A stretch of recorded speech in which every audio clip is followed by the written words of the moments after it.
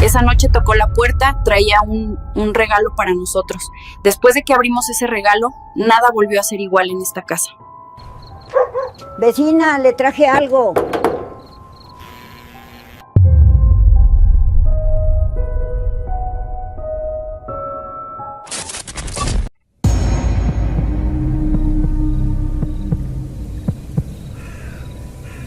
Nosotros sacamos la casa en el 2016 con el crédito de Beto, de Infonavit. Es una de esas casas de interés social en Irapuato, allá por la salida a Abasolo, en una colonia que apenas estaban terminando de pavimentar. La verdad, al principio estábamos bien contentos porque pues ya era lo nuestro. O sea, dejar de pagar renta en el centro donde el casero nos subía el precio cada año nomás porque sí. La casa es chica. De un piso, tiene su cochera que luego techamos con lámina galvanizada porque el sol aquí pega durísimo y a la camioneta de Beto se le estaba quemando la pintura. Él trabaja en el puerto interior, allá en Silao, en una empresa de logística manejando un montacargas, así que todos los días se avienta el tráfico de la carretera federal. Sale a las 5:30 de la mañana y regresa ya que está oscureciendo. Yo me quedo en la casa. Llevo a la niña, a Mireya, a la primaria que está a unas 4 cuadras. Hago el quehacer y a veces preparo tamales o postres para vender sobre pedido con las mamás de la escuela. Una vida normal, pues. No nos sobra el dinero, pero no nos falta. El chiste es que en esta calle, como en todas las colonias nuevas, al principio nadie se hablaba. Todos andábamos en lo nuestro, poniendo protecciones de herrería en las ventanas, levantando las bardas del patio de atrás porque las entregan chaparritas. Ya sabes, lo normal para que no se te metan a robar. De un lado tengo a un matrimonio ya mayor que ni ruido hacen, y del otro lado vivía esta señora, Leticia. Leti llegó unos meses después que nosotros. Era una mujer sola. Bueno, de vez en cuando iba un señor en una moto a visitarla, pero nunca supimos si era su esposo, su hermano o qué. Ella se dedicaba a vender cosas por catálogo. Jafra, Avon, zapatos de Andrea, de todo traía. Así fue como nos empezamos a tratar, porque un día me tocó la puerta para dejarme unos libritos y pues uno, por no ser grosero, le dice que sí, que ahí los revisa. Me compraba tamales a veces, yo le compraba alguna crema para las manos. Platicábamos ahí en la banqueta mientras yo barría mi pedazo de calle. Todo muy X. Nunca me cayó mal, pero sí tenía cosas, no sé cómo explicarlo. Como que era muy metiche, pero sin preguntar directamente. Se te quedaba viendo mucho.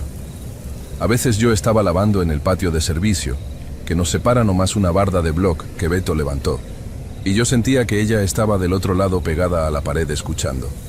A lo mejor eran ideas mías. Beto siempre me decía que yo me imaginaba cosas, que la señora nomás estaba aburrida. Todo esto empezó, si me pongo a hacer memoria bien, a finales de octubre. Ya empezaba a sentirse el frío en las mañanas. Un martes, yo estaba preparando de almorzar, unos huevos con jamón antes de ir por Mireya a la escuela, y tocaron la puerta. Era Leti. Traía una bolsa de plástico negra, de esas de rollo donde uno echa la basura del baño, pero chiquita. Me saludó normal. Me preguntó por Beto, que si tenía mucho trabajo, que cómo estaba la niña. Y luego me estiró la mano con la bolsita. «Ten, vecina», me dijo, «es para la casa, para que fluya la abundancia, ahora que vienen los meses pesados». Yo no soy mucho de creer en esas cosas de las vibras y eso, pero mi mamá siempre me enseñó que no se le hacen desplantes a la gente cuando te regala algo con buena intención. La agarré. Pesaba un poquito, no mucho. Se sentía como si trajera tierra adentro, o como un costalito de tela. Le di las gracias, le dije que qué amable, y me metí porque se me estaba quemando el aceite. Dejé la bolsa negra encima del microondas y me olvidé de ella.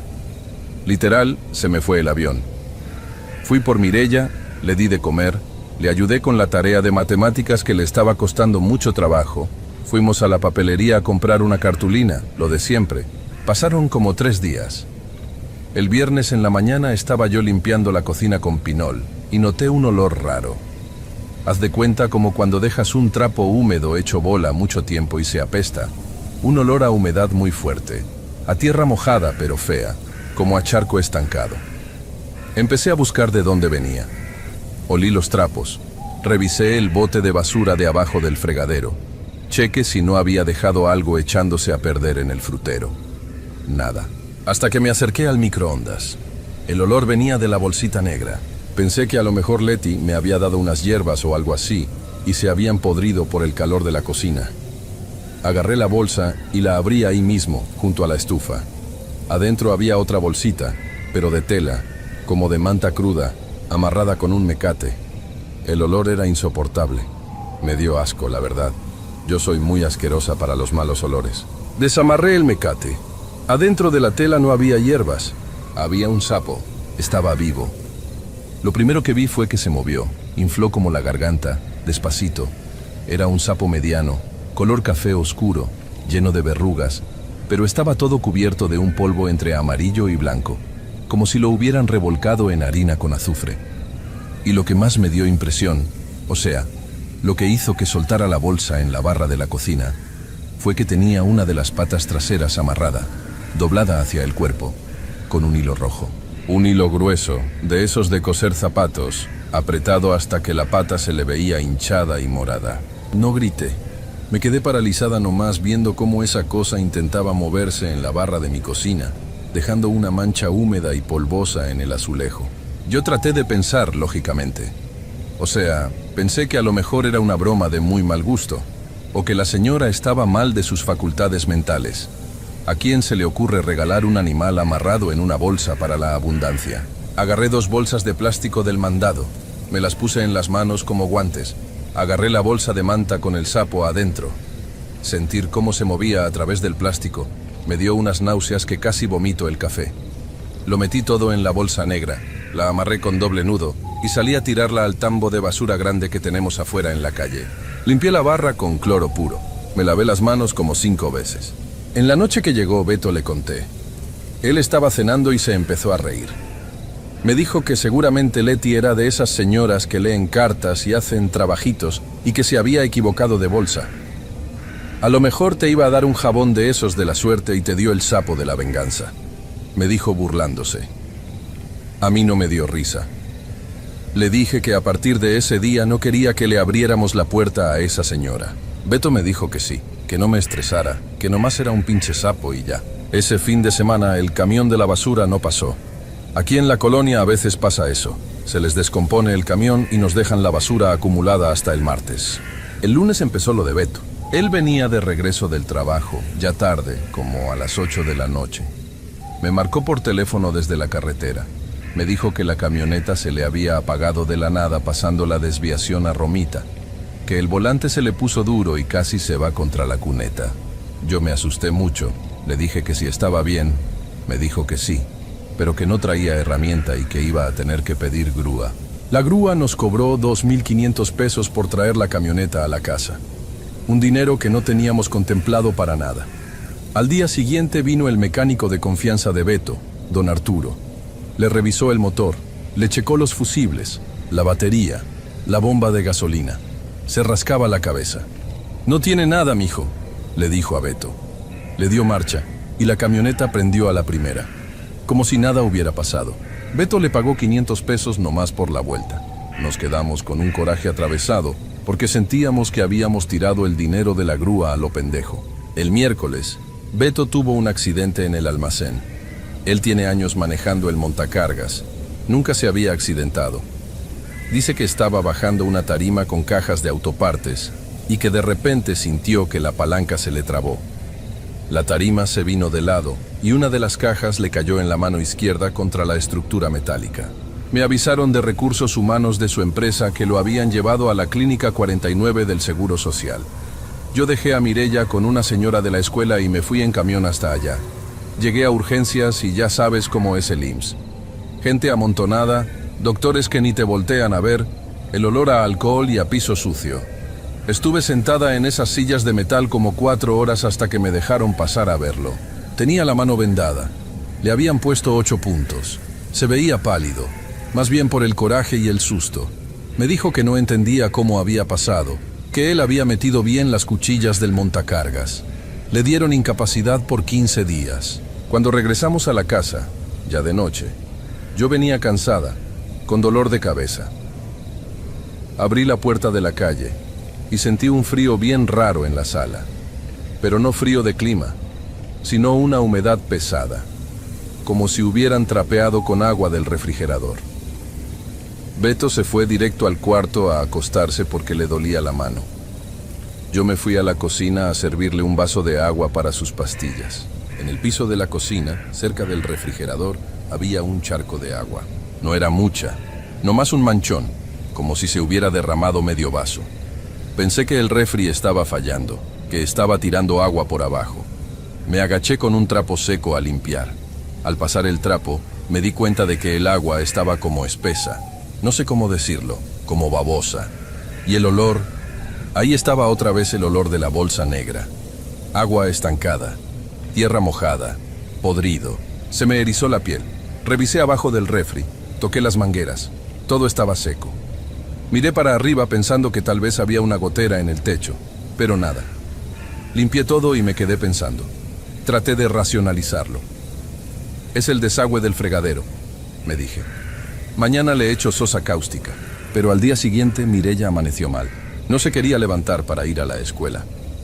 Me acerqué a tocarle la frente y estaba ardiendo. Sudaba mucho, pero tenía escalofríos. Le di un tempra infantil y le puse paños de agua fría, pensando que era una infección en la garganta, de esas que les dan a los niños a cada rato. Como a mediodía la fiebre no le bajaba, así que la llevé al consultorio de la farmacia Similares que está aquí a 2 cuadras. El doctor, un muchacho jovencito que apenas va empezando, la revisó. Le miró la garganta, le escuchó los pulmones. «No trae nada inflamado, señora», me dijo, acomodándose los lentes. «Tal vez es un cuadro viral. Hay que tenerla hidratada y darle paracetamol cada 6 horas. Si en 3 días no cede, hay que hacerle unos análisis de sangre». Regresamos a la casa. Mireya no quería comer nada, nomás tomaba agua y se quedaba dormida. Estaba pálida, con unas ojeras muy marcadas para una niña de 7 años. Beto andaba de malas por el dolor de la mano y por estar encerrado, viendo la tele todo el día. El ambiente en la casa se sentía denso.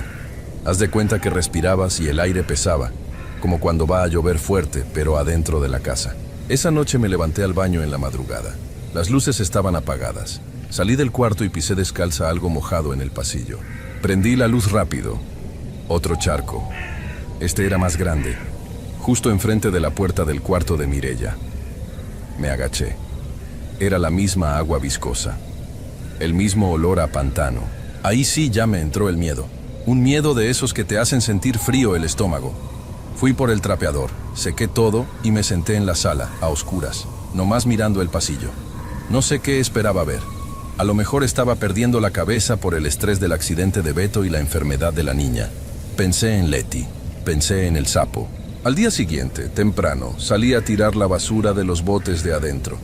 Me acerqué al tambo negro que tenemos en la calle. El camión por fin había pasado el día anterior en la tarde, pero yo no me había asomado a ver si se habían llevado todo.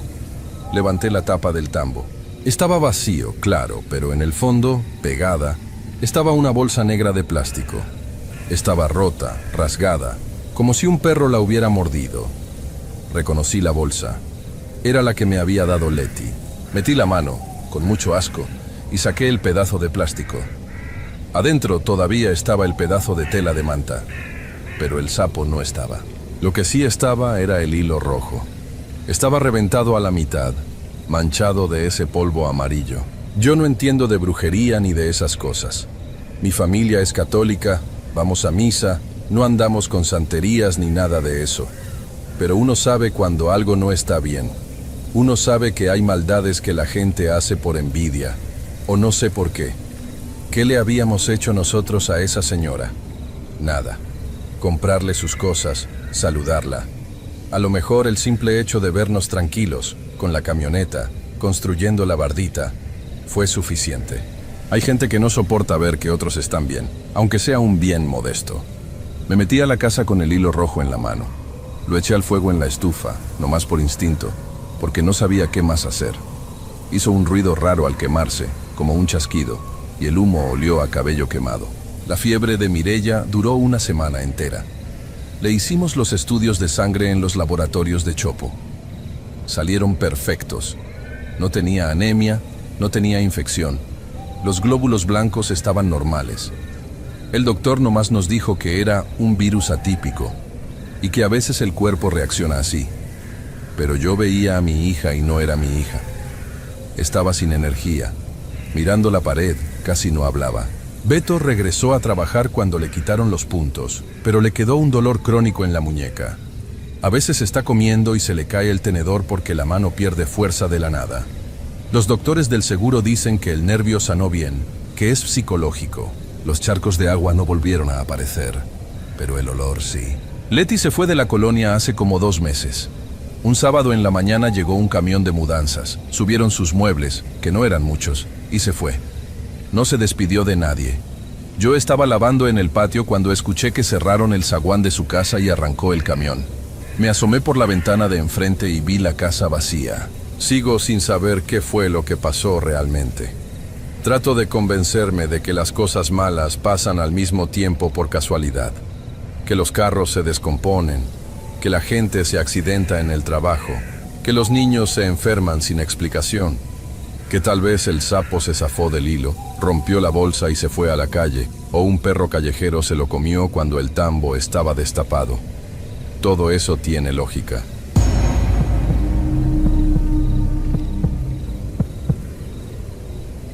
Yo llevaba como 3 años y feria en una de esas bodegas de logística ahí en el Parque Industrial de Lerma, de las que están adelantito de las plazas Outlet, sobre la carretera a Toluca. Entraba a las 6 de la mañana, así que me tenía que chutar todo el frío de la madrugada. Salía de la casa en Sinacantepec a las 5, todavía oscuro, y el camión siempre iba a reventar de gente que iba dormida, con el vaho empañando los vidrios. Mi rutina era siempre la misma: llegar, checar, aguantar al supervisor que siempre traía una jeta de perro y ponerme a revisar las facturas de embarque de los trailers. Mi esposo, bueno, en ese entonces todavía estábamos juntos, se llama Rogelio. Él es trailero, o era, ya ni sé. Movía carga de la empresa desde Toluca hasta Nuevo Laredo, así que casi nunca estaba en la casa. Si bien nos iba, lo veía un par de días a la quincena. Así que la que se aventaba todo el paquete de la casa y de nuestra niña, Sofía, era yo. Sofi tenía 4 años en ese tiempo. Yo la dejaba en una guardería del Seguro Social que me quedaba más o menos de paso, y de ahí corría a tomar mi camión. Era una chinga, la neta. Andaba todo el día corriendo, mal comiendo, siempre cansada. No te da la cabeza para pensar en cosas raras ni en buscarle 3 pies al gato. Llegaba a la casa en la noche nomás a bañar a la niña, darle de cenar, preparar mi tupper para el otro día y caer muerta en la cama. Rogelio tiene a su mamá, doña Elvira. La señora vive allá para el rumbo de Tenango del Valle, en un pueblito que está metido hacia la sierra. No me acuerdo ahorita el nombre del municipio exacto, pero tienes que agarrar una desviación de terracería después de pasar el mercado de Barbacoa. A mí nunca me cayó bien, y yo a ella menos. Siempre me vio con cara de fuchi, como que yo no era suficiente para su hijo. Ya sabes cómo son las suegras de rancho que sienten que parieron al niño Dios. Pero pues es la abuela de la niña. Rogelio siempre me estaba chingando por teléfono, que lleva a la niña a ver a mi mamá. No seas gacha, está sola, está grande. Un domingo que descansé y que la verdad no tenía ganas de hacer nada, me sentí culpable y agarré un taxi colectivo para llevar a Sofía a ver a la señora. La casa de doña Elvira siempre olía a humedad y a manteca vieja. Tenía un piso de cemento pulido que siempre estaba frío, por más que hiciera sol afuera. Ese día llegamos y la señora estaba tejiendo en el patio. Saludó a la niña. A mí me dio un medio abrazo de esos donde nomás te tocan con el hombro y nos pasamos a la cocina. Me sirvió un café de olla que sabía más a canela rancia que a café. Estuvimos ahí un rato largo, pesadísimo. Yo nomás miraba el reloj del celular escondidas. Sofía andaba aburrida jugando con unas pinzas de ropa de madera en el piso. En eso, la señora se levanta despacito, porque le dolían las rodillas, y me dice que espere, que le tiene un regalito a la niña. Se metió a uno de los cuartos del fondo, de esos que siempre tienen la puerta cerrada y huelen a naftalina. Se tardó un rato. Yo hasta pensé en pararme a ver si no se había caído, pero luego escuché sus pasos arrastrando las chanclas. Traía una caja de cartón de zapatos, toda despintada. La abrió y sacó una muñeca. No era una muñeca de esas de porcelana que salen en los videos y se ven tétricas, no. Era una de esas muñecas como de los 80s, con el cuerpo de trapo, relleno de algo suave, y nomás la cabeza, las manos y los piecitos de plástico duro. Tenía unos ojos azules pintados que ya estaban medio borrados de un lado y un vestidito de flores marchitas que se veía que había sido lavado 1000 veces. El pelo era una maraña de estambre amarillo, todo enredado. Toma, mija. Era de una tía tuya que ya no está. Para que te acompañe, le dijo la señora con una voz que a mí me sonó normal en el momento. Sophie la agarró. A los niños a veces les gustan las cosas más feas, la neta. Yo la vi y me dio un poco de asco porque olía a guardado, a closet viejo. De ese olor dulzón que da el polvo cuando lleva años asentado. Le dije a doña Elvira que muchas gracias, pero por dentro pensaba en llegar a lavarla con jabón Sote antes de dejar que la niña durmiera con eso. Total que nos regresamos a la casa. Esa noche empezó todo el desmadre, aunque yo ni en cuenta. Sophie no soltaba a la muñeca. Le puso de nombre Lily. Yo intenté quitársela para echarla a la lavadora, pero hizo un berrinche de aquellos, de tirarse al piso y patalear. Estaba tan cansada del viaje a Tenango que dije, ya, chingue su madre, mañana se la lavo a escondidas, y la dejé que se durmiera con ella en su cama. Al día siguiente, la rutina otra vez. Me levanté en la madrugada, fui a despertar a Sophie y la sentí caliente. Le toqué la frente y estaba hirviendo. Chin. Lo primero que piensas no es en brujería ni en nada de eso. Piensas en el trabajo. Piensas, puta madre, no la puedo llevar a la guardería así. Me van a regresar y en el trabajo el licenciado Ortiz me va a descontar el día. Le di unas gotas de tempra, le puse unos trapitos mojados en la frente y esperé a que amaneciera un poco más. Le hablé a una vecina, doña Leti, que a veces me hacía el paro de cuidarla cuando pasaban estas cosas, y me fui a trabajar con el corazón en un hilo. Regresé en la tarde y doña Leti me dijo que la niña no había querido comer, que se la había pasado acostada abrazando a esa muñeca fea. Fui a ver a Sophie y seguía con temperatura. Sus ojitos se veían brillosos, hundidos. Agarré algo de dinero que tenía guardado en un bote de avena y me la llevé a la farmacia del ahorro que está por la avenida. El doctor del consultorio, un chavo que se veía que estaba haciendo sus prácticas, la revisó. Le checó la garganta, los oídos, le escuchó el pecho. Me dijo lo que siempre dicen. Es un cuadro viral, señora. Que traía la garganta un poco roja. Le recetó paracetamol y un jarabe ahí para las flemas, aunque la niña ni tosía. Compré la medicina y nos fuimos. Yo pensé que con eso quedaba. Esa noche me quedé dormida en el sillón de la sala, que está pegado a la pared que da al cuarto de Sophie. Me desperté de golpe.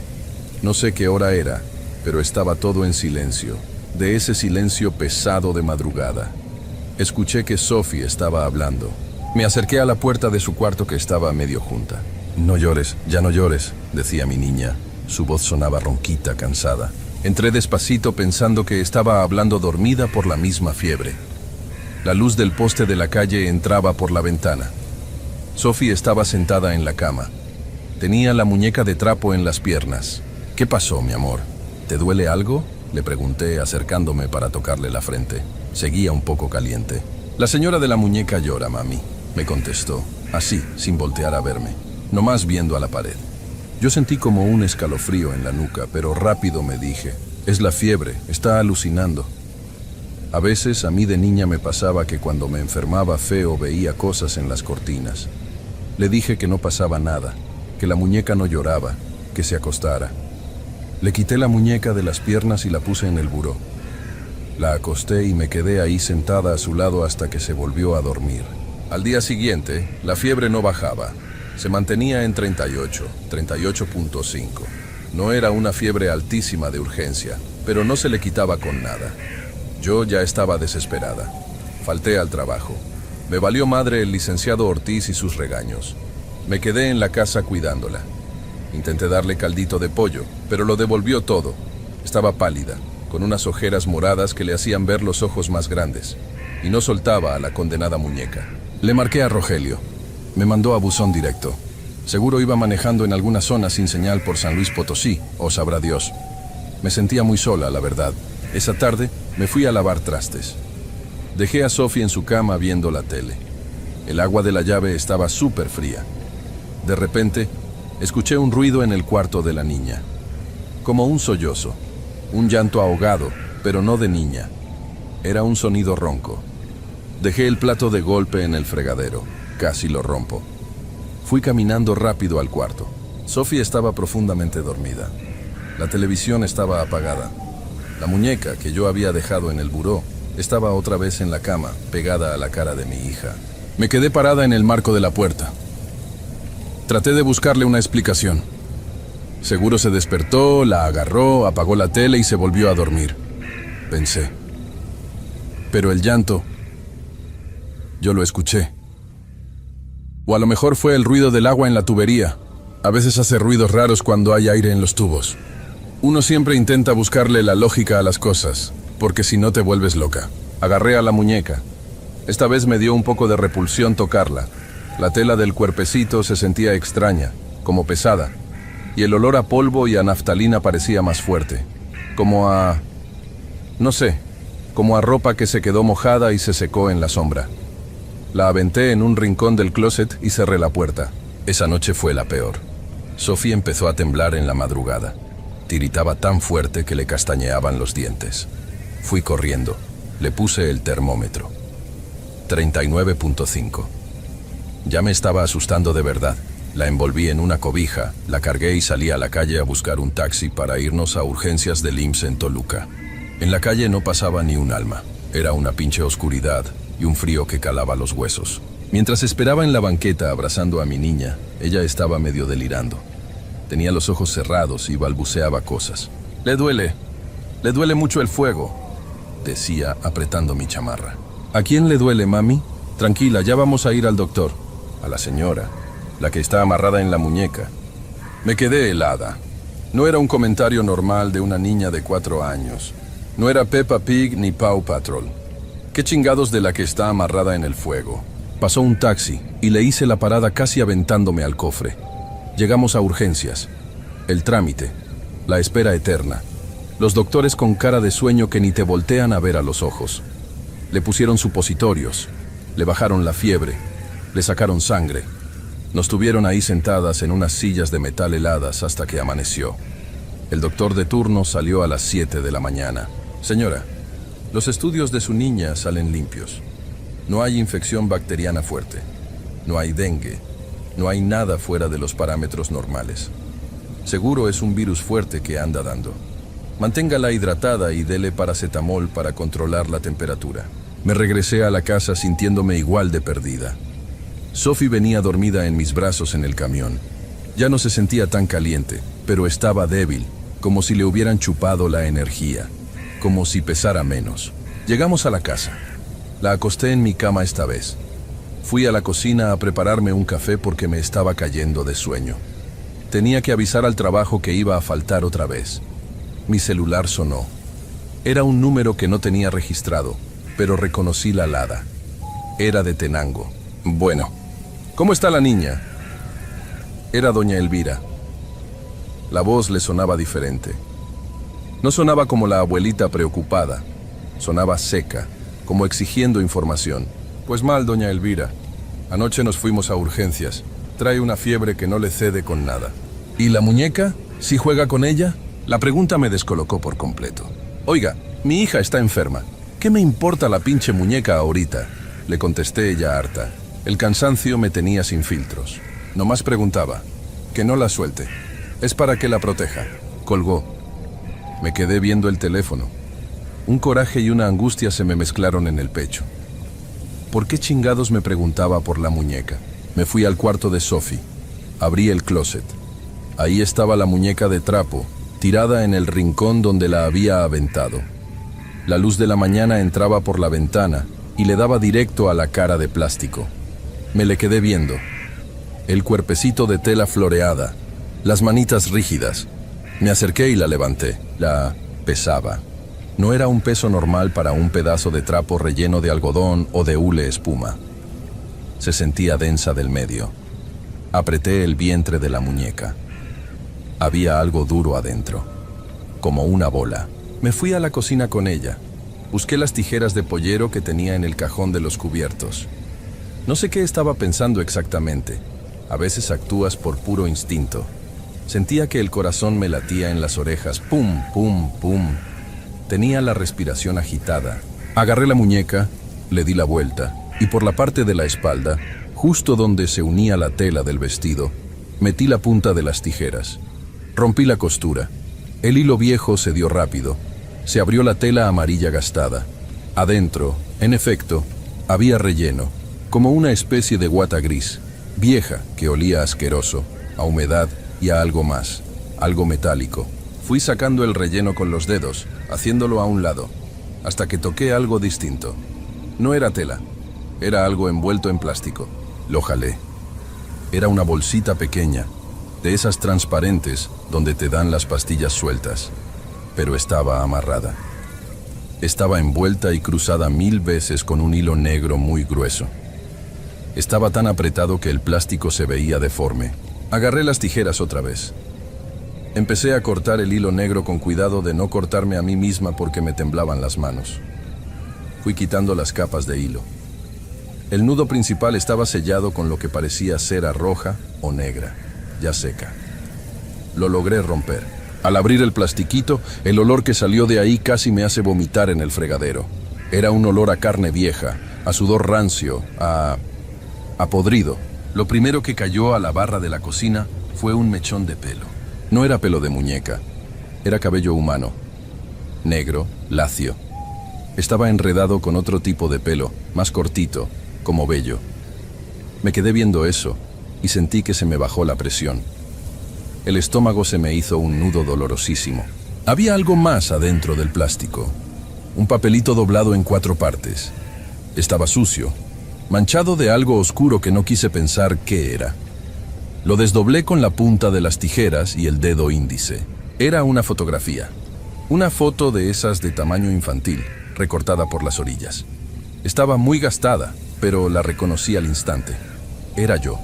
Era una foto mía de cuando iba en la prepa, una que Rogelio traía en su cartera desde que éramos novios. En la foto, mis ojos estaban tachados con unos rayones de pluma negra que habían roto el papel por la fuerza con la que los hicieron. Detrás de la foto había algo escrito. La tinta estaba corrida por la humedad, o por lo que sea que le hubieran echado adentro a esa madre. Tuve que entrecerrar los ojos para distinguir las letras deformes. Estaba mi nombre completo. Y abajo, unas palabras que apenas se leían. Que se seque su sangre y se ahogue en su llanto. Que la niña quede libre. Me quedé paralizada. No podía respirar. El silencio de la casa se sentía inmenso. El zumbido del refrigerador parecía el ruido más fuerte del mundo. Mi mente intentaba procesar lo que estaba viendo. Mi suegra, la madre de mi esposo. Había metido esto adentro de un juguete y se lo había dado a mi hija de 4 años para que durmiera abrazada a él todas las putas noches. El mechón de pelo... Me toqué la cabeza instintivamente. Recordé que hacía unos meses, en una fiesta familiar allá en su pueblo, me quedé a dormir en su casa. Me había quejado de que mi cepillo se me había perdido, y doña Elvira, muy amable, me había prestado uno suyo y se había ofrecido a desenredarme el cabello porque yo traía una migraña espantosa. Agarré todo eso, el pelo, la foto, los restos de la muñeca. Mis manos no paraban de temblar. No estaba asustada de fantasmas o de cosas que se mueven solas. Estaba aterrada de la maldad pura, de la gente real, de la persona que se había sentado a amarrar un hilo negro alrededor de una foto mía deseándome la muerte y metiéndoselo a una niña para que ella fuera el puente. Porque la brujería, o sea, los amarres y los trabajos, a veces no pegan en la persona que uno quiere, sino en el que está más débil cerca, mi hija. Sophie se estaba absorbiendo todo eso, las fiebres, los llantos en la noche. Fui por una bolsa negra de basura, metí todo ahí sin tocarlo mucho. Fui al cuarto de lavado, agarré una botella de alcohol de curación y le eché casi la mitad adentro a la bolsa. Agarré unos cerillos de la estufa, salí al pequeño patio trasero de la casa. El piso era de cemento. Puse la bolsa ahí y le prendí fuego. Ardió rápido. El olor a plástico quemado se mezcló con un hedor asqueroso, como a cuerno quemado. Un olor denso que se me pegó en la nariz y en la garganta. Me quedé viendo cómo se consumía todo, llorando de pura rabia, de impotencia. El cuerpecito de tela y el plástico de la cara de la muñeca se derritieron y quedaron pegados al cemento en una mancha negra. Entré a la casa y fui directo al cuarto a ver a mi hija. Estaba durmiendo profundamente. Le toqué la frente. Estaba fresca. Por primera vez en casi una semana, no estaba hirviendo. Estaba respirando tranquilo, sin quejarse. Me senté en el suelo al lado de su cama. Agarré el teléfono y marqué el número de Rogelio. Timbró 3 veces y mandó a buzón. Le mandé un solo mensaje sin explicarle nada. Cuando llegues, saca tus cosas. No te quiero volver a ver ni a ti ni a tu madre. Me quedé ahí sentada. Faltaba mucho para que anocheciera.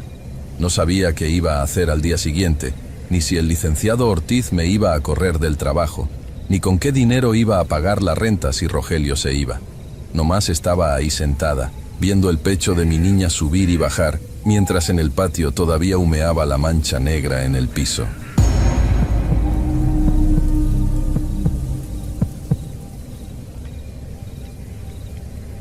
Era un jale pesado. No por el esfuerzo físico, porque yo estaba más que nada en la oficina de logística, sino por los horarios y el polvo. Siempre había polvo en ese lugar. Un polvo negro que se te metía en la nariz y que olía a diésel quemado de los tráileres que entraban y salían a todas horas. Yo entraba a las 6 de la mañana, pero como vivo en Cuautitlán Izcalli, tenía que salir de la casa a las 4:30 para no tragarme todo el tráfico del periférico. Así estuve como 3 años, aguantando la rutina, firmando hojas de remisión, peleándome con los choferes que siempre llegaban tarde o que traían la mercancía mal acomodada en las tarimas. El gerente de la planta era el ingeniero Castañeda, un señor ya grande, de unos 60 y tantos, muy callado. No era el típico jefe gritón, pero tenía una mirada pesada, de esa gente que parece que siempre te está calculando. Él casi no salía de su oficina, que estaba en un segundo piso con ventanas de cristal que daban hacia el patio de maniobras. Desde ahí nos veía a todos. A mí no me caía ni bien ni mal, era mi jefe y ya. A veces me pedía que me quedara a doblar turno cuando había inventario o cuando se retrasaban los fletes que venían de Querétaro. Yo aceptaba porque pagaban buenas horas extras y la verdad, en ese tiempo Mariana y yo estábamos juntando lana para cambiar el carro. Mariana es mi esposa, o bueno, era. Todavía no firmamos los papeles del divorcio, pero ya no vivimos juntos. La cosa es que un martes, no me acuerdo bien si fue a finales de noviembre o principios de diciembre, pero hacía un frío de esos secos que te parten los labios, me mandó llamar a su oficina. Yo pensé que me iba a cagar por un lote de balatas que se había mandado por error a Toluca el día anterior. Subí las escaleras de metal, esas que retumban con cada paso, y toqué la puerta. Me dijo que pasara. Su oficina siempre estaba congelada porque tenía el aire acondicionado prendido hasta en invierno y olía mucho a café rancio y a loción barata. Me senté enfrente de su escritorio. Él estaba revisando unas carpetas y tardó un rato en mirarme.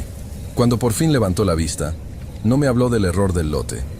Me empezó a decir que había notado mi esfuerzo, que yo era de los pocos que no se quejaba cuando había que quedarse hasta tarde. Yo nada más asentía, medio sacado de onda porque Castañeda nunca daba cumplidos. Entonces abrió uno de los cajones de su escritorio y sacó un reloj. No venía en caja ni nada, lo agarró así, a pelo. Era un reloj de metal, pesado, se veía de buena marca, como un Seiko o un Citizen de los antiguos, de esos automáticos que tienen la carátula medio plateada y el cristal grueso. Lo puso sobre la mesa y lo empujó hacia mí. Me dijo que era un detalle, que ya no lo usaba porque le apretaba la correa, pero que a mí me iba a quedar bien y que era para que no llegara tarde. Se rió tantito, una risa seca. Yo no quería agarrarlo, no por nada malo, sino porque se me hizo un compromiso raro. Un jefe no te regala un reloj así nomás, menos uno usado, pero te pones a pensar rápido en esas situaciones y rechazarlo era hacerle un desplante. Le dije que muchas gracias, que no se hubiera molestado. Lo agarré y estaba frío, muy frío, como si lo hubiera tenido en el congelador.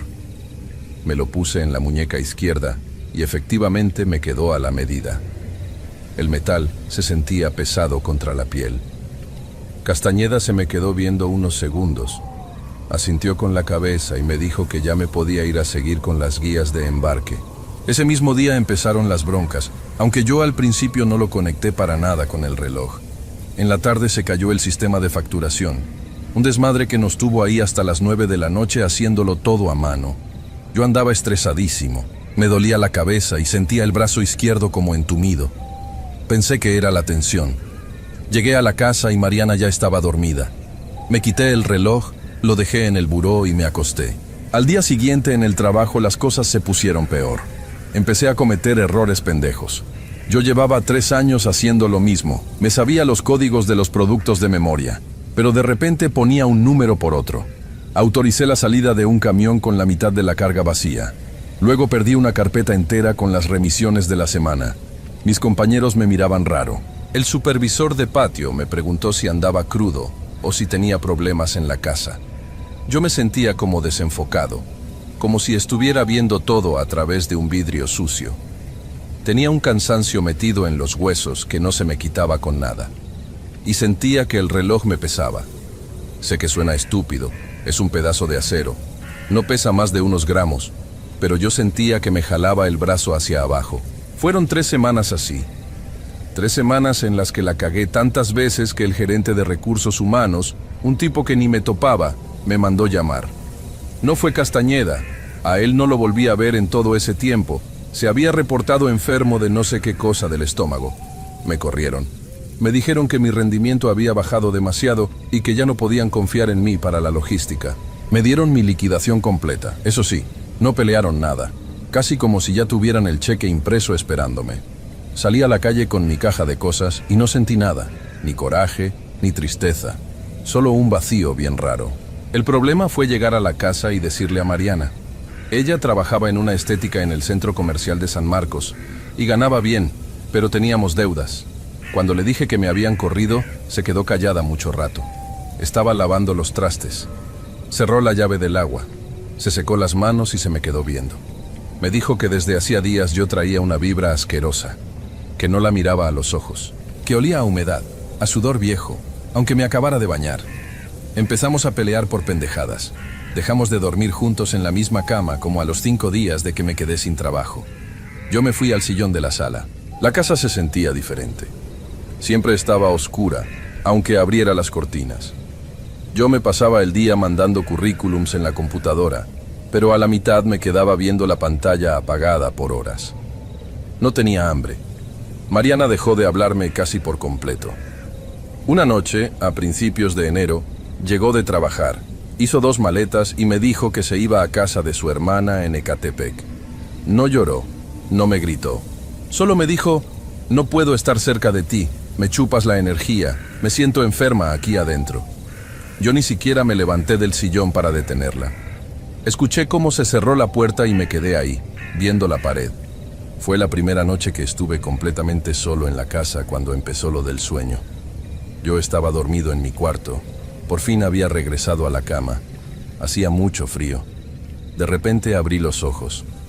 No me desperté poco a poco. Fue un despertar de golpe. Como cuando te caes en un sueño. Estaba sudando frío. Todo estaba en silencio absoluto. Ya ven que en Izcalli siempre se escuchan perros a lo lejos o algún carro pasando. Pero esa noche nada. Era un silencio denso. Volteé a ver el reloj, el que me regaló Castañeda, que estaba en el buró junto a una lámpara. Las manecillas brillantes marcaban exactamente las 3:17. Cerré los ojos para volver a dormirme y apenas los cerré, sentí que ya no estaba en mi cuarto. Estaba parado en el pasillo 4 de la bodega en Tlalnepantla, el pasillo de las refacciones pesadas, donde guardaban los motores enteros y las transmisiones. Olía a polvo y a diésel. Estaba oscuro, pero podía ver las siluetas de los estantes de metal, esos estantes anaranjados altísimos. No había nadie, pero de repente escuché un ruido, un chirrido metálico, como si alguien estuviera empujando un patín hidráulico viejo por el piso de cemento. Clac, clac, clac. Venía del fondo del pasillo. El sonido se iba acercando lento. Yo quería moverme y no podía, tenía las piernas trabadas. El aire se puso frío, igual de frío que la oficina de Castañeda. El ruido del patín se detuvo justo a unos metros de mí, pero en la oscuridad no veía a nadie. Y entonces, de la nada, escuché que algo inmenso crujía arriba de mí, como metal doblándose bajo mucho peso, un estruendo sordo y después un golpe fuertísimo en el piso que me hizo temblar hasta los dientes. Abrí los ojos otra vez, estaba en mi cama, agitado. Volteé a ver el reloj, seguían siendo las 3:17. Pensé que el reloj se había parado. Lo agarré y no se escuchaba el tic-tac. Lo sacudí un poco porque es automático y de repente el segundero empezó a avanzar otra vez. Lo dejé en el buró, me levanté por un vaso de agua y ya no pude dormir. Fui a la cocina, la luz del refri me lastimaba los ojos. Me tomé el agua directo de la jarra, sentía la garganta rasposa. Ese mismo sueño se repitió la noche siguiente.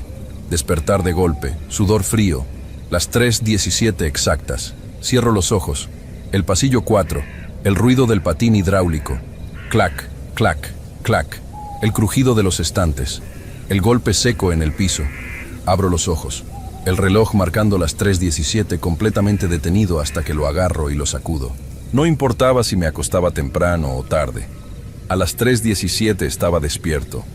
Dejé de usar el reloj durante el día. Lo dejaba ahí botado en la mesa de la sala, pensando que a lo mejor la maquinaria estaba dañada y se atoraba a esa hora específica. Pero no, si lo dejaba ahí, a las 3 de la tarde pasaba la hora sin problemas, solo se paraba en la madrugada. Me empecé a ver muy mal físicamente. Bajé como 8 kilos. Tenía unas ojeras moradas y la piel grisácea. Apenas si salía a comprar despensa a la bodega Aurrerá de la esquina. No tenía cabeza para buscar trabajo. Todo el tiempo pensaba en el sueño, en el ruido del metal crujiendo. Sentía que el sonido se me había quedado pegado adentro de la cabeza. Hasta que un día, a finales de febrero, salí a caminar porque ya no aguantaba el encierro. Agarré la combi y me bajé por la estación del suburbano de Lechería. Había unos puestos de tacos de suadero ahí afuera que solía frecuentar cuando trabajaba. Me senté en un banco de plástico. Pedí 3 con todo. Mientras estaba esperando, alguien me tocó el hombro. Di un brinco. Andaba bien nervioso. Era el Beto, un chofer de los tráileres de la bodega, un señor gordito, de bigote, que siempre traía una gorra de los Diablos Rojos. Me saludó efusivo al principio, pero luego me vio bien la cara y se le borró la sonrisa. Me preguntó que qué me había pasado, que si estaba enfermo, que me veía de la chingada. Le dije que no, que nada más andaba estresado por estar desempleado. Me invitó un refresco de vidrio. Nos pusimos a platicar de la bodega.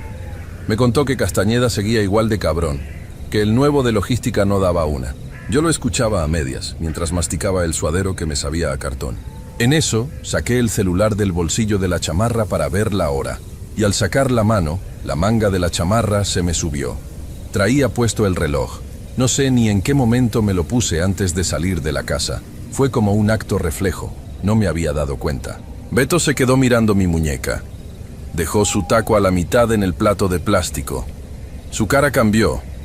Se puso pálido, pero pálido de verdad, de un tono amarillento. Trago saliva grueso y me señaló la mano. «Ese reloj», me dijo con la voz más baja, casi susurrando. «¿De dónde lo sacaste?» Yo me incomodé. Le dije que me lo había regalado el ingeniero Castañeda antes de que me corrieran, que era un detalle por las horas extras. Beto se quedó en silencio un rato largo. Se talló la cara con las 2 manos. Miró hacia la calle, viendo pasar los camiones de la ruta. Luego me volvió a ver. «No seas pendejo», me dijo, y no estaba bromeando. «Quítate esa madre, ahorita mismo». Le pregunté que de qué hablaba. Beto pidió la cuenta, pagó mis tacos y los suyos, me agarró del brazo y me jaló hacia un lado de la banqueta, lejos del ruido de los comensales. «Ese reloj no era del ingeniero», me empezó a decir, viendo para todos lados como si alguien nos fuera a escuchar. «Ese Citizen era de Arturo. ¿Sí te acuerdas de Arturo? El chavo que estaba en el turno de la noche, el que manejaba el montacargas». Claro que me acordaba de Arturo. Había entrado a trabajar unos 6 meses antes que yo. Un chavo callado, moreno, siempre traía unos audífonos de cable colgando. Dejó de ir de un día para otro hace como 1 año y medio. Yo pregunté por él en recursos humanos porque a veces me tocaba relevarlo con las hojas de entrada y me dijeron que había renunciado de la nada, que se había regresado a su pueblo en Veracruz por un problema familiar. Nunca le di más vueltas. En ese tipo de chambas la rotación es alta. La gente desaparece y a nadie le importa. Le dije a Beto lo que me habían contado. Beto soltó una risa seca, sin nada de gracia. «No renunció, güey», me dijo, mirándome fijo a los ojos. «Arturo se mató ahí en la bodega. Un accidente. O bueno, eso dijeron. Estaba acomodando unas tarimas de cajas de dirección en el pasillo 4. Las tarimas estaban podridas o el güey no calculó el peso. Se le vino abajo toda la estantería. Lo aplastó de lleno. Me quedé helado. El estómago se me hizo un nudo y sentí que la sangre se me bajaba a los pies. El pasillo 4, el ruido del metal, el golpe en el piso. Beto siguió hablando más rápido ahora. Fue un martes en la madrugada. Yo estaba durmiendo en la cabina del tráiler en el patio esperando mi turno de descarga. Escuché el vergazo desde afuera. Entramos corriendo. Fue un cagadero. Castañeda llegó en menos de media hora en pijama. No llamaron a la ambulancia luego. Llamaron a los abogados de la empresa, taparon todo el pedo. Sobornaron a los peritos. A la familia de Arturo le dieron una lana por fuera para que no hicieran ruido. Limpiaron la sangre con acerrín y cloro. Y al día siguiente el pasillo estaba como si nada, nomás con la estantería nueva. Yo no podía respirar bien. Me toqué el reloj con la mano derecha. El metal seguía frío. Yo vi cuando sacaron las cosas de su casillero, dijo Beto, tragando saliva otra vez. Castañeda mismo fue a vaciarlo. Entre sus cosas estaba ese reloj. Yo lo reconozco porque Arturo siempre lo traía presumiendo. Decía que era de su abuelo, que era una reliquia. Castañeda se lo guardó en la bolsa del pantalón. Dijo que lo iba a mandar con sus cosas a la familia, pero yo vi que se lo quedó. Yo creo que el viejo sintió la pinche culpa o se dio cuenta de que la cosa esa traía algo malo pegado de lo que pasó esa noche. Y cuando te vio a ti, que no dabas problemas y estabas ahí siempre, te lo pasó. Te pasó la pinche sal, güey, para limpiarse él. Beto me soltó el brazo. Me dijo que me cuidara mucho, que fuera con alguien a que me dieran una limpia o que tirara esa madre al canal de Aguas Negras. Se dio la media vuelta y se fue caminando rápido hacia la parada de los camiones. Yo me quedé parado ahí en la banqueta, con el ruido del tráfico del suburbano de fondo, sintiéndome completamente mareado. No lo tiré al canal. No pude. Llegué a la casa y quise quitármelo. Intenté abrir el broche de metal, pero me temblaban las manos. Es como si una parte de mí, muy en el fondo, pensara que si lo tiraba a la basura o lo destruía, algo peor iba a pasar. Como si Arturo se fuera a encabronar. Lo que hice fue quitármelo y meterlo en una caja de zapatos vieja. La rellené de periódico y la metí hasta el fondo del closet del cuarto de tiliches. No he vuelto a buscar trabajo. Los ahorros se me están acabando y Mariana ya no me contesta los mensajes. A veces pienso en ir a la bodega, buscar a Castañeda y tirarle la caja en el escritorio, pero ni siquiera tengo energía para salir del municipio. El sueño ya no lo tengo todas las noches. A veces pasan 3 o 4 días seguidos en los que puedo dormir de corrido hasta la mañana, pero siempre vuelve. Siempre es lo mismo. Me despierto, el sudor, el silencio. Y aunque el reloj está metido en una caja, adentro del closet, en otro cuarto, juro que puedo escuchar el tic-tac lento de las manecillas desde mi cama. Cierro los ojos. El pasillo 4, el ruido del patín hidráulico arrastrándose. El crujido del metal cediendo y el golpe seco en el cemento una y otra vez.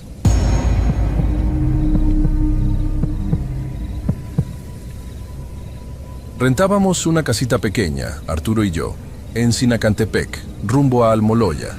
No era la gran cosa, un dúplex de esos de Infonavit que tienen las paredes bien delgadas, que si el vecino prende la licuadora tú lo escuchas en tu sala, pero estábamos cómodos.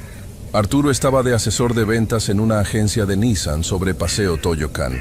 Teníamos una rutina súper aburrida, la verdad, pero funcionaba. Salir a las 6 de la mañana, aguantar el pinche tráfico pesado de los tráileres para llegar al parque industrial, regresar en la tarde ya oscureciendo, ver algo en la tele, cenar cualquier pendejada y dormir. Los fines de semana íbamos a comprar despensa al Garis que está en la entrada de Toluca. A veces lavábamos ropa y los domingos casi siempre nos juntábamos con la familia. O sea, una vida muy X, normal. Mi familia no es muy grande. Mi mamá, mi hermano menor que se fue a Querétaro, y por parte de mi mamá, su hermana, la tía Rosa, que ya falleció, y su hija Leti, mi prima Leticia. Leti y yo casi crecemos como hermanas. Vivíamos a 2 cuadras en la colonia Pilares de Metepec cuando éramos niñas. Y es raro tratar de explicar cómo era Leti sin sonar yo como una resentida, pero no sé, ella siempre tuvo algo, como una maña bien sutil de fijarse mucho en lo que uno tenía. Si yo en la secundaria me compraba unos tenis Converse, aunque fueran piratas, Ella a la semana traía unos parecidos, pero se aseguraba de decirme cuánto le habían costado, que eran originales. Cosas de escuinclas, supongo. Yo nunca le di mucha importancia. Ya de grandes, ella estudió un par de semestres de diseño gráfico. Lo dejó y se puso a poner uñas de acrílico en el patio de su casa. Le iba bien, tenía sus clientas. Olía siempre a monómero su casa, a ese líquido acrílico fuertísimo. La bronca con Leti no era el dinero ni el trabajo, eran los hombres. Siempre andaba con vatos que la trataban DLB, güeyes que no trabajaban o que ya tenían otra familia.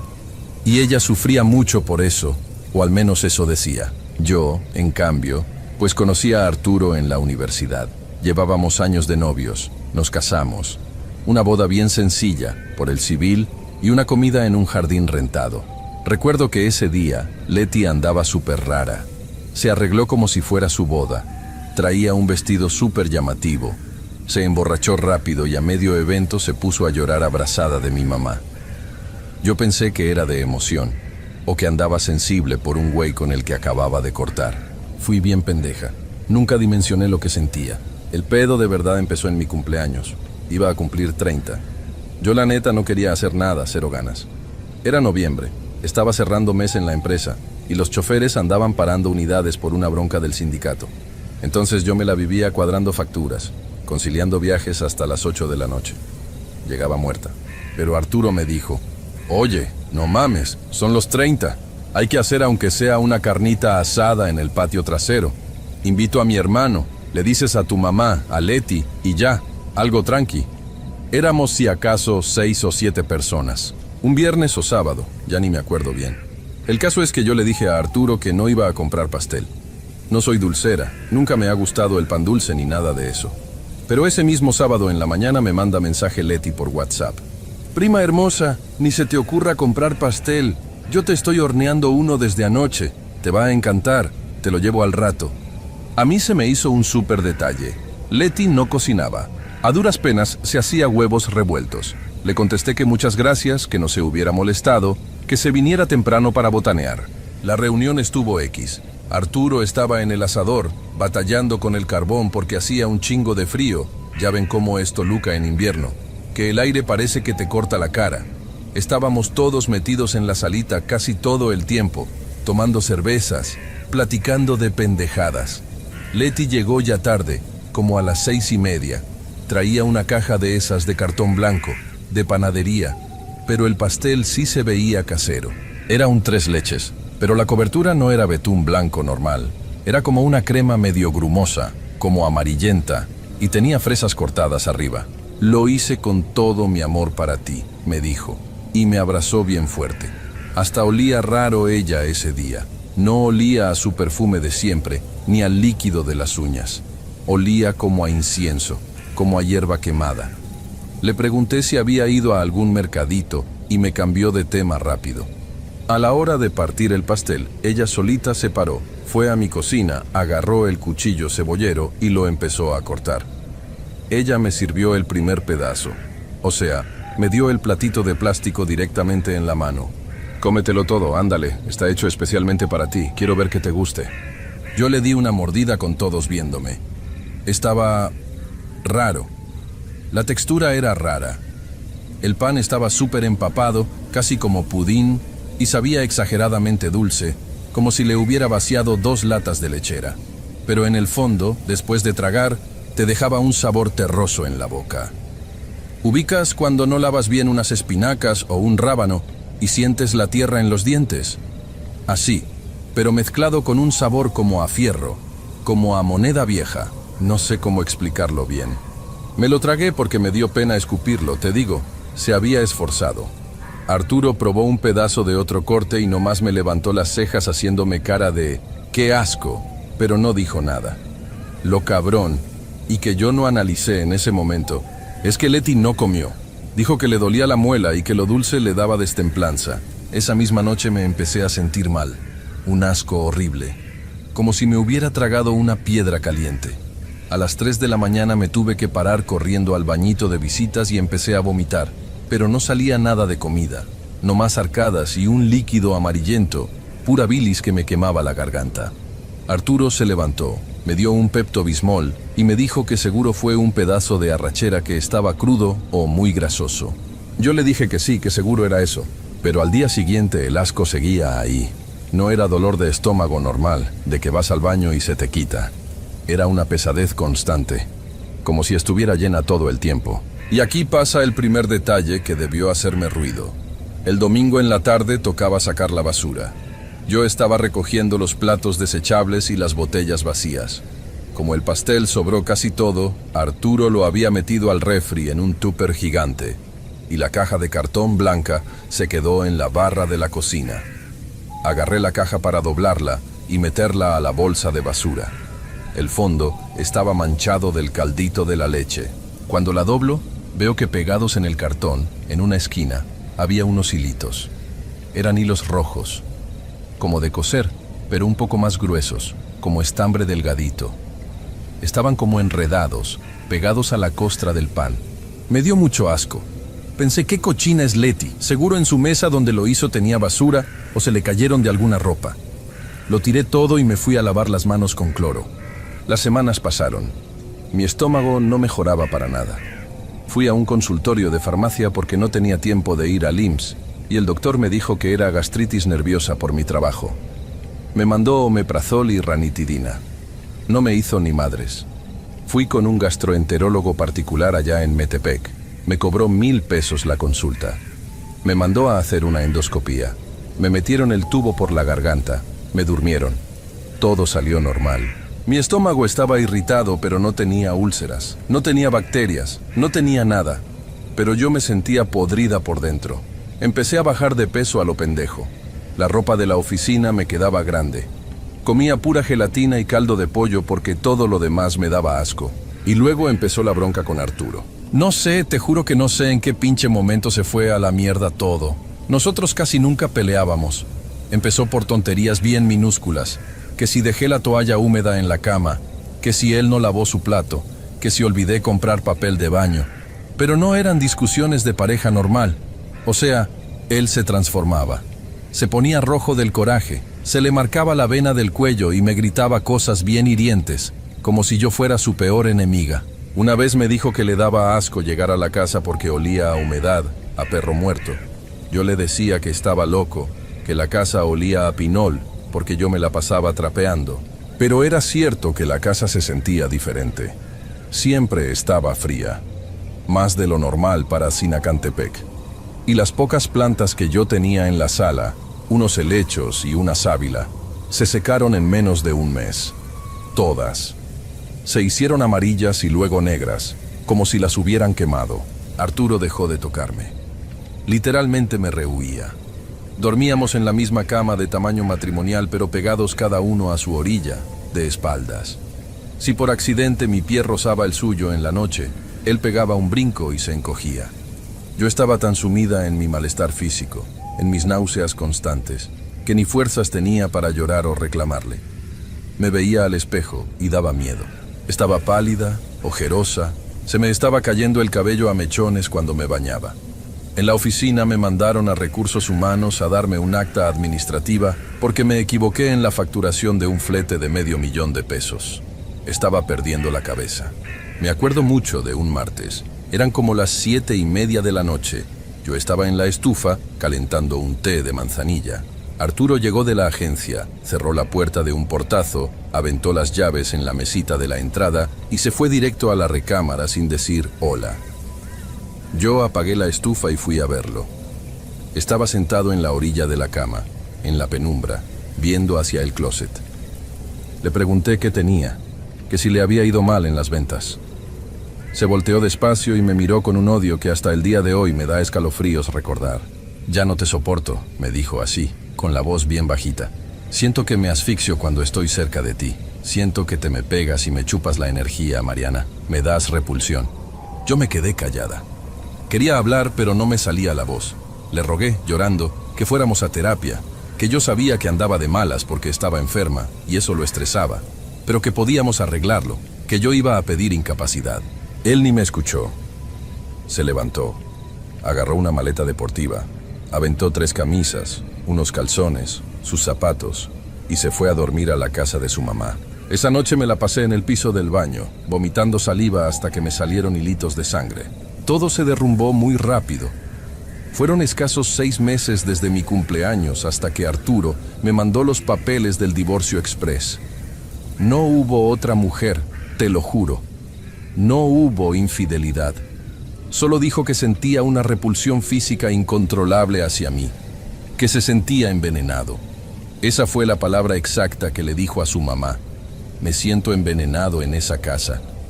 Yo me quedé sola un tiempo en el dúplex. La renta todavía la pagaba él a medias mientras arreglábamos el papeleo, pero yo no podía estar ahí. Los fines de semana eran eternos. No aguantaba el silencio. Renuncié a mi trabajo en el parque industrial porque me daban ataques de pánico en la pecera y mejor me regresé con mi mamá a Toluca. Empaquetar mis cosas fue, por mucho, el día más miserable de mi vida. Ver 4 años de matrimonio, los platos que compramos juntos, las cobijas, mis libros, todo metido en cajas de huevo bachoco. Fue ese día, el día que estaba vaciando el closet de la recámara principal. Tenía un mueble de esos de plástico con cajoneras para meter chucherías. En el cajón de hasta abajo, al fondo, debajo de unas bufandas de invierno, tenía una cosmetiquera. Era una bolsita negra de lona, con cierre, que me habían regalado en una compra de cosméticos años atrás. Yo casi ni uso maquillaje, a lo mucho rímel, un poco de polvo compacto y ya. Así que esa bolsa la usaba para guardar labiales viejos, pinzas para las cejas, pasadores de pelo, cosas que usaba nomás en fiestas. No la había tocado desde mi cumpleaños. El día de la carnita asada saqué de ahí un labial rojo y no la volví a usar. La saqué de la cajonera para revisar qué tiraba y qué servía. Al agarrarla, la sentí un poco pesada. Abrí el cierre de metal. Adentro se veía todo manchado de un polvo grisáceo. Yo pensé que se había hecho polvo una paleta de sombras barata que tenía ahí. Metí la mano para sacar un rubor y mis dedos rozaron algo diferente. Algo que no era plástico ni metal. Era un bulto blandito. Lo saqué. Era un saquito negro, hecho con un retazo de tela de algodón medio fea, cortada a las prisas, de forma irregular. Y estaba amarrado de arriba, dando muchas vueltas, con un hilo rojo, el mismo tipo de hilo, gruesecito, como de estambre, que yo había visto pegado en la costra de leche de la caja del pastel meses atrás. Me quedé congelada. Me senté ahí mismo, en el piso laminado de la recámara, con las cajas de mudanza a mi alrededor, viendo esa chingadera en mi mano. No pesaba casi nada. Me lo acerqué un poco y desprendía un olor. No olía a humedad normal, olía a tierra mojada, pero mezclado con un toque oxidado, como a llaves viejas o a sangre reseca. Me tardé como 10 minutos en atreverme a desamarrarlo. Me temblaban las manos bien cabrón. Cuando por fin aflojé el hilo y abrí los pliegues de la telita, el asco crónico que traía en la boca del estómago se me subió a la garganta de golpe. Adentro del saquito había tierra negra, muy finita, como ceniza de maceta. Mezclada con la tierra, había unas semillitas oscuras, parecían de chile pero más arrugadas. Y había cabello, bolas de pelo negro y lacio, idéntico al mío, de los que se quedan en mi cepillo, enredado con cabello más corto y castaño claro. Arturo es castaño claro. Y en medio de esa maraña de tierra y pelo había uñitas, recortes de uña humana, trocitos como lunitas amarillentas. Yo nunca fui una persona de creer en brujerías. De verdad. Nunca me interesó que me leyeran las cartas. No creo en los amarres. Me dan igual los horóscopos. No le rezo a la Santa Muerte ni nada de eso. Yo estudié contabilidad. Para mí los números cuadran y punto. La vida tiene lógica. Pero ver eso ahí, escondido entre mis cosas más íntimas, metido en el fondo de mi closet, sentí que la presión se me iba al piso, que me iba a desmayar ahí sola. Solté el saquito, cayó al piso y se esparció tantita de esa tierra negra. Me paré corriendo, tropezando con las cajas, llegué a la taza del baño y vomité. Pero esta vez sí vomité algo espeso, un líquido oscuro, como si hubiera tomado agua con café de olla molido. El gastroenterólogo me había dicho que eso a veces era sangre digerida por la irritación del estómago, pero en ese momento sentí que estaba escupiendo lodo. Me lavé la cara llorando de pánico. Empecé a hilar cosas, sentada en el excusado. Leti, Leti fue la única persona ajena a mí y a Arturo que entró a mi cuarto el día de la reunión. Me acordé que a mitad de la noche me dijo: «Ay, prima, voy a pasar a tu baño a retocarme porque el de visitas está ocupado por tu cuñado». Y se tardó. Se tardó fácil 20 minutos. Y el pastel. Dios mío, el sabor a tierra del pastel. El hilo rojo en la caja. Si tuvo los huevos de meterse a mi closet a buscar mis cepillos para arrancarles pelo y esconder esa bolsita, no me quiero ni imaginar qué chingados le mezcló a la leche del pastel que me dio en la boca y me hizo tragar entero. No hablé con nadie. Fui por una escoba y un recogedor a la cocina. Barrí la bolsita, la tierra, las semillas y las uñas sin tocar absolutamente nada con mi piel. Lo eché todo adentro de una bolsa de plástico de la basura. Le hice como 3 nudos y salí a la calle. Caminé 2 cuadras hasta un lote baldío que usaban de basurero clandestino en Sinacantepec y lo aventé lo más lejos que pude. Ese mismo día saqué lo básico y me largué de la casa. Ni siquiera regresé a limpiar ni a supervisar lo demás. Le pagué 2,000 pesos a unos cargadores de fletes para que sacaran los muebles y me los llevaran a Toluca. Ya pasaron casi 2 años de eso. El divorcio concluyó rápido por mutuo acuerdo. Arturo me bloqueó de todas sus redes sociales. La última vez que lo vi fue en el juzgado para las firmas finales y ni siquiera me levantaba la mirada. Se veía viejo, demacrado, con ojeras hundidas.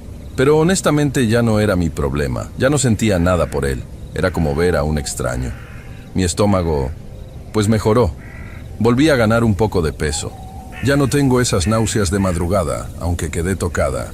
Hay muchas cosas que ya no tolero comer. El café me suelta el estómago enseguida y cualquier cosa muy dulce me da asco instintivo.